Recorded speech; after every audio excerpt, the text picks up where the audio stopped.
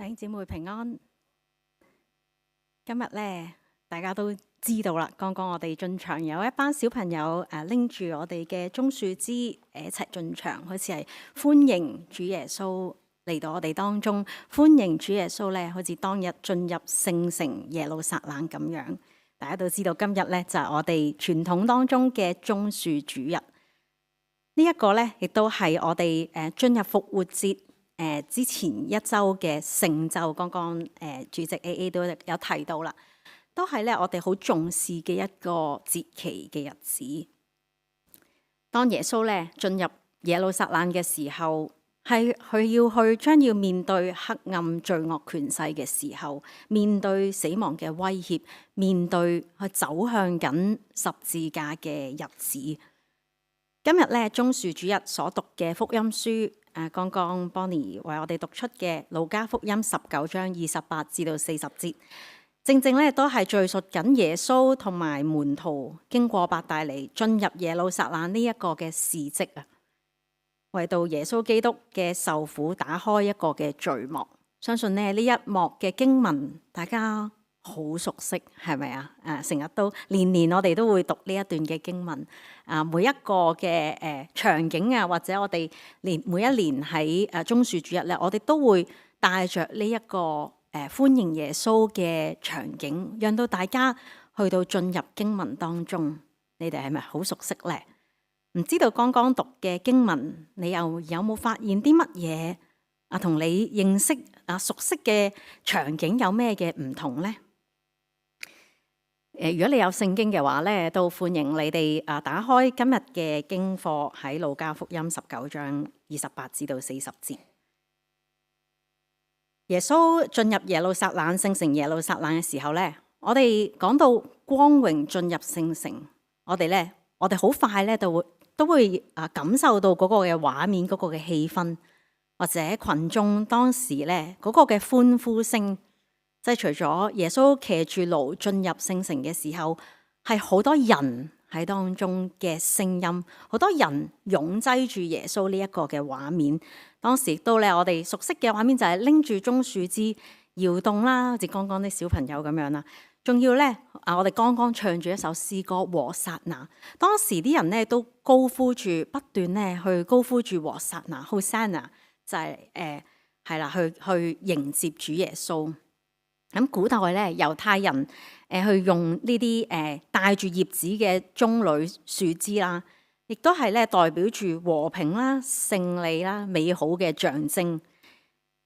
特別咧喺一大片沙漠嘅時候咧，如果佢哋當時咧睇見棕櫚樹枝嘅時候，亦都係即係話代表有水源啦、有生命。可以咧諗到係耶路撒冷群眾喺棕樹主日揮動住呢啲嘅棕樹枝迎接耶穌進城嘅時候，係點樣嘅歡喜啦，同埋帶住盼望、帶住生命嘅期望，嗰個快樂、歡喜、快樂嘅氛圍啊！頭先小朋友拎住呢啲棕樹枝進入禮堂嘅時候，就係我哋歡迎主耶穌進入嘅，好似進入耶路撒冷聖城嘅場景咁樣。如果你哋就係當時嘅群眾，睇住耶穌騎住驢駒進入聖城嘅時候，你哋會有咩嘅感受呢？你哋會唔會留意到有一個可能就算唔知邊一個嚟，或者唔知發生緊咩事，都知道咧一定係有一啲嘅大人物，或者咧係咪君王咁樣咧去進場？定係你會係湊熱鬧？可能我聽到好多歡呼聲，但係你繼續冇去關注，定係咧你都會加入人群當中一齊咧去歡迎耶穌，一齊去進入呢個喜慶當中咧。耶穌進入聖城耶路撒冷光榮嘅進入嘅時候，呢一個經文嘅記載其實唔單止路加福音有記載，仲有喺我哋講嘅共觀福音，即係話馬可、馬太、馬可、路加、約翰，同樣4個福音書都一同有記載呢件事嘅。所以呢件事係一件好大嘅事，係一定必須咧，每一個作者都用唔同嘅角度啦、唔同嘅形容，帶出唔同嘅重點都有記載。不過喺今日咧，路加福音19章28至40節呢一段嘅經文，唔知你有冇留意到其實路加帶出嘅係一個完全唔同嘅畫面嚟嘅。馬太、馬可、約翰福音都提及咧群眾去高呼 Hosanna 和撒那，不斷咧都係群情好洶湧，拎住棕樹枝嘅。但係咧，其實路加係冇咁樣記載嘅。路加冇提及呢一班講和撒那呢3個字。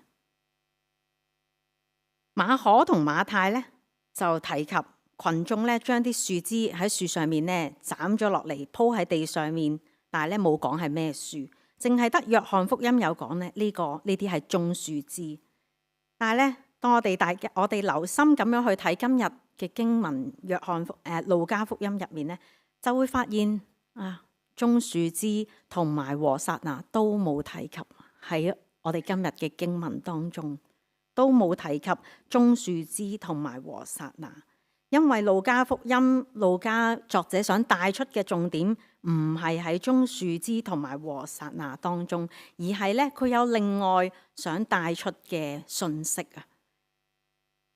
當時咧，當然啦，其他作者想帶出嘅有棕樹枝，有高呼和撒那，好多人群嘅擠擁去歡迎主耶穌，注意力咧好似擺咗喺群眾嗰個嘅高漲嘅情緒當中，好似咧對佢哋對耶穌嘅擁戴啦、歡迎啦，讓人哋咧，讓所有人睇到嘅會眾咧都知道耶穌係一個好受歡迎嘅人物，個個都好歡迎佢，好想咧耶穌嚟到佢哋當中嘅。但係路加卻唔係咁樣嘅描述，佢形容到主耶穌並唔係需要棕樹，並唔係要人群咁樣去歡迎佢。佢想重視嘅唔係喺群眾嘅情緒身上，唔係喺群眾嘅情緒身上，唔係講咧當時人群有幾咁嘅情緒高漲。佢想傳遞俾我哋嘅信息係耶穌係邊一個。單單耶穌係邊一個？耶穌就係嗰個揀選騎住驢駒進入聖城耶路撒冷嗰一個。點解其實呢一個經文個4個嘅作者都有提及啦。路加有咩咁特別呢？馬太、馬可或者路加，佢哋咧都用咗好大嘅篇幅講呢個耶穌點樣揀選驢駒去到進入耶路撒冷。得約翰福音咧係好簡短嘅啫。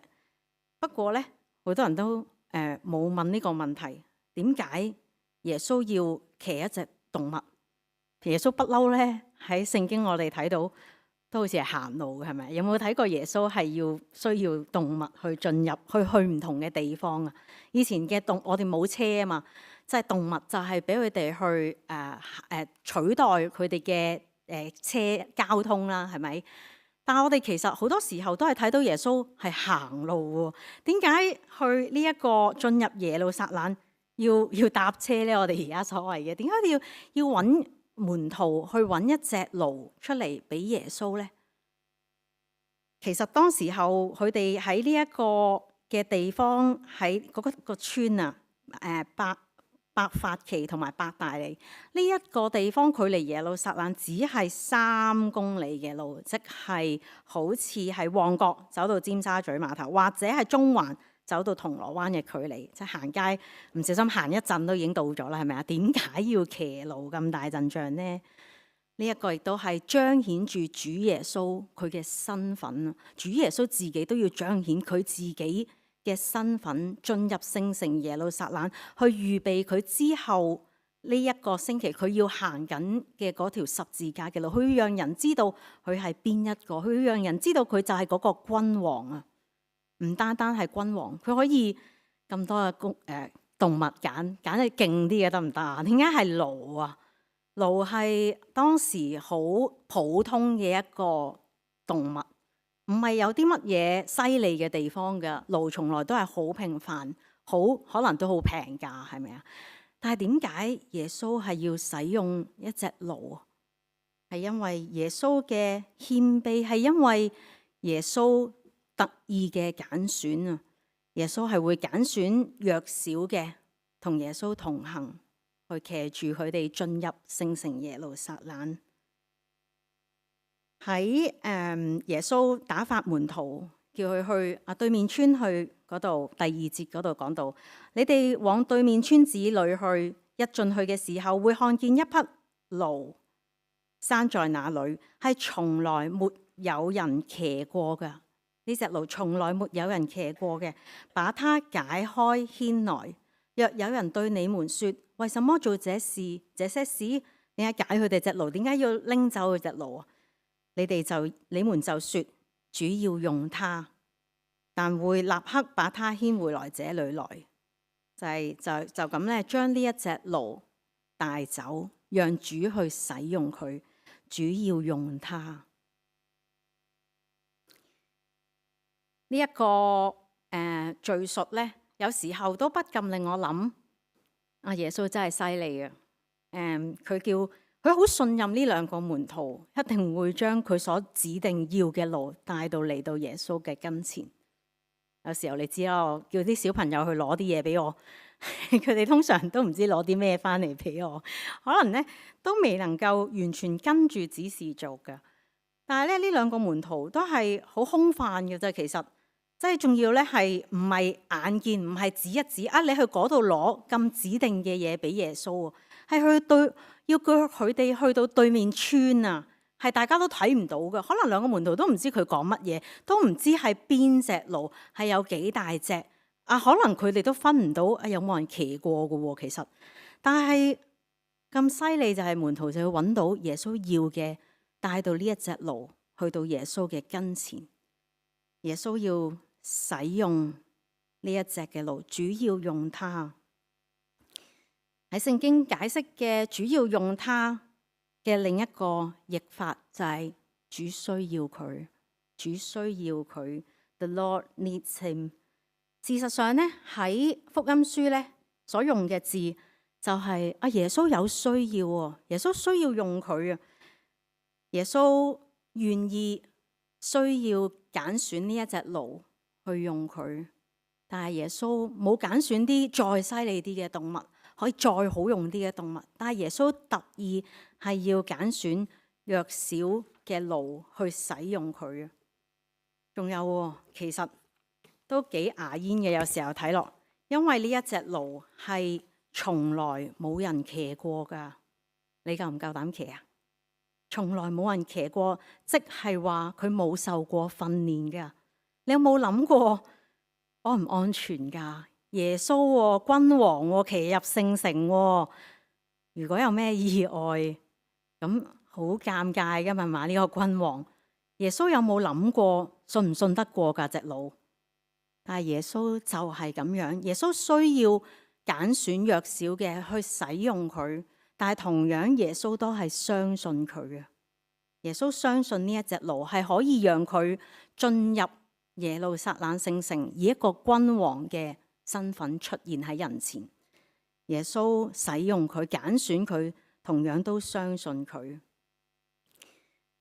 有時候咧，我哋教會都係好看重咧小朋友參加喺我哋嘅服侍當中。就好似最近咧，我哋都會用好少嘅小朋友，即係小學都未到，去收奉獻啊，係咪？有冇見？同埋做接待司事去歡迎我哋所有嘅弟兄姊妹同埋賓客喺我哋當中。信唔信得過去嘅？係咪？有冇人會問啊？或者做司事嘅姊妹啊，嚟幫住佢哋，帶住佢哋嘅時候，都會覺得哇，得唔得㗎？咁細係咪啊？我有家長同佢一齊嘅，但係咧，其實我都有啲驚㗎喎。嚇，咁重嘅奉獻袋係咪啊？個個可能都好驚。哇！千祈唔好跌咗啊！就係啲咁重要，我哋咁看重嘅事情，你信唔信得過佢哋咧？可能都擔心，但係其實。你知唔知佢哋小朋友嘅心態？佢哋能夠參與喺當中，一齊去侍奉，去被我哋嘅群體接納佢哋，佢能夠用上佢哋少少嘅力量，去一齊參與，佢哋係開心到咧。其實家長好想幫佢哋拎，因為好重，佢哋唔肯嘅，佢哋要自己由頭到尾好重嘅袋，佢都願意拎到上嚟台前，直到交喺我哋主禮嘅手中，佢先放手噶。小朋友都有呢一個服侍嘅心，佢哋嗰個能力係我哋係唔可以低估嘅。願意服侍主嘅時候，佢哋就係能夠，我哋係要相信佢哋。就好似主耶穌同樣相信我哋一樣。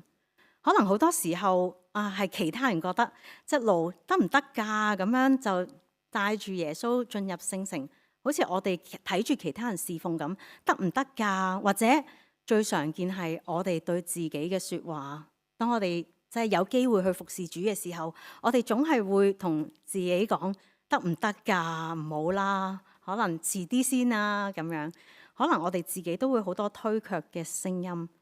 但係主耶穌自己嘅心意，佢自己願意揀選弱小嘅、卑微嘅，同佢同行啊！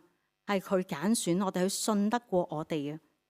你當主係就係咁樣去對一個驢駒，主要用他，同樣主都會同我哋講，主要用你啊！你願唔願意去回應主呢？通常呢，一隻驢駒未被人騎過嘅驢駒，講緊嘅只係1至2歲，就係唔係好大，係好細。可能我哋服侍嘅年日，我哋都比呢一隻驢駒多係嘛？我想話今日係我哋啟發畢業禮同埋爸媽學神畢業禮。我哋馬鞍山堂呢係即係籌備啟發第幾多屆啊？超過10屆係咪啊？例如講10幾代有冇準確啲啊？再咩11我聽到係咪啊？啱唔啱啊？9添啊，仲有係啦。喺咁多年入邊，我想問係咪同一班人都喺度侍奉緊啊？有冇轉過人？係咪仲係同一個廚師大廚喺度當中，或者團隊整個嘅團隊？又或者咧，我應該問團隊當中超過5年喺當中服侍嘅，可唔可以舉一舉手啊？好多你大家望下身邊舉手嘅人，係啊，超過5年都喺度崗位上盡忠服侍啊。可能佢哋已經唔係呢啲年輕嘅驢駒，係咪？可能咧由佢哋即係30幾歲做到40幾歲，係咪啊？都係或者再大啲啦，年輕化啊！大家其實。有幾咁嘅辛勞，好感恩你哋仍然都去願意回應上主，仍然咧都會喺你哋嘅服侍能夠去即係珍惜呢一個服侍主嘅機會。但係就係好似好多經驗嘅時候，如何好似被主揀選成為我哋剛剛講主揀弱小嘅卑微嘅使用，哇！呢啲咁多年資嘅驢係咪啊？或者被主使用嘅僕人，年資咁高，仲卑微咩？仲渺小咩？唔係喎，好似好多經驗。但係同樣今日嘅經文咧，都提醒到我哋啊，要學習主耶穌嘅謙卑啊！學習主耶穌嘅謙卑，就係主耶穌唔會只係重用一啲幫好厲害、好犀利嘅，讓到主耶穌好光榮。只係一個驢駒。主耶穌已經好光榮，我哋更加要學習主耶穌呢一個嘅心。喺腓立比書2章5至11節嗰度講到，你們當以基督耶穌的心為心。他本有上帝的形象，卻不堅持自己與上帝同等，反倒虛己，取了奴僕的形象，成為人的樣式。既有人的樣子，就謙卑自己，全心信服，以至於死。且死在十字架上。主耶穌嘅謙卑，佢嘅信服，亦都係讓佢行上呢一條十字架路當中，佢成為僕人，有僕人應有嘅態度啦、特質、樣式，亦都係我哋學習嘅榜樣。如何以基督嘅心為心？如何喺我哋服侍當中，無論你係即係相信咗主有幾耐都好。我哋都要同樣不斷去學習耶穌基督嘅心為心。可能喺我哋嘅生活啦，無論我哋遇到嘅咩嘅困難當中，我哋作為門徒嘅生命，我哋其實當我哋喺呢一個榮耀嘅主面前，我哋都係好卑微、好渺小。人嘅力量確實係好細啊，更加需要我哋去嚟到主嘅面前。去到就係歡迎主耶穌嚟到進入我哋嘅生命當中，去被主使用，成為呢一個渺小啊，即係弱小，但係被主重用嘅驢駒，願意咧被同主去同行。喺主耶穌咁樣謙卑進入聖城嘅時候，其實同樣都係主係好使用我哋。佢進入聖城，其實係群眾啦。我哋提到好多嘅群眾都去歡呼話38節嗰度講到話，奉主名來的王是應當稱頌的。奉主名來的王是應當稱頌的。我剛剛提到路加冇講到和撒那呢一個字，喺其他嘅福音書係喺呢一段嘅時候係講到和撒那去歡呼主耶穌，但係路加呢一度講嘅係奉主名來的王啊，奉主名來的王是應當稱頌的，在天上有和平，在至高之處有榮光。路加就係強調緊，即係呢一個王嚟到我哋當中嘅時候係應當稱頌，同埋咧路加強調嘅係嗰個嘅和平啊，在天上有和平，在至高之處有榮光。路加強調緊嗰個和平啊，其他嘅福音書係好少提及和平，係路加獨有，經常都去講和平嘅信息。仲有其他咧嘅福音書嘅作者咧，都係講到好多群眾喺度聚集去歡迎，洶湧咁樣去歡迎耶穌。但係唯獨路加係講緊嘅係一班嘅門徒啊，一班嘅特定係呢一班嘅群體門徒去稱頌主耶穌，話佢係天上有和平，至高之處有榮光啊。可能就係當我哋講到進入聖週啊，好矛盾嘅心情啊，喺棕樹主日呢一個，我哋就好似好開心、好歡喜、快樂咁樣迎接主耶穌。但係之後咧，我哋就要好快進入受苦日同埋耶穌復活嘅日子。好似我哋咧就會好快隨即進入好沉重嘅心情，去再一次默想主耶穌嘅受難啦，佢嘅苦難啦，佢好痛苦行上十字架嘅路，好矛盾嘅心情。好多人都話唔知帶住咩嘅心情啊，可能其實都同我哋現實好相似，但係就係呢一個咁矛盾嘅心情，我哋更加仍然要去歡呼啊！作為門徒就係要去歡呼，同埋再更加要去宣告天上有和平，至高之處有榮光，係我哋歡迎我哋呢一個君王進入聖城，進入我哋生命當中，不斷都要歡呼嘅一個嘅和平嘅信息，係由門徒向世界去宣講嘅。你願唔願意就做呢一個向世界宣講被主使用嘅人啊？縱然可能渺小，縱然我哋好多嘅困難，可能我哋都睇唔到呢一個嘅平安啊！呢個在天上有和平啊，咁而家有冇啊？係咪覺得係咪好離地啊？你哋所謂嘅係咪咁樣嘅咧？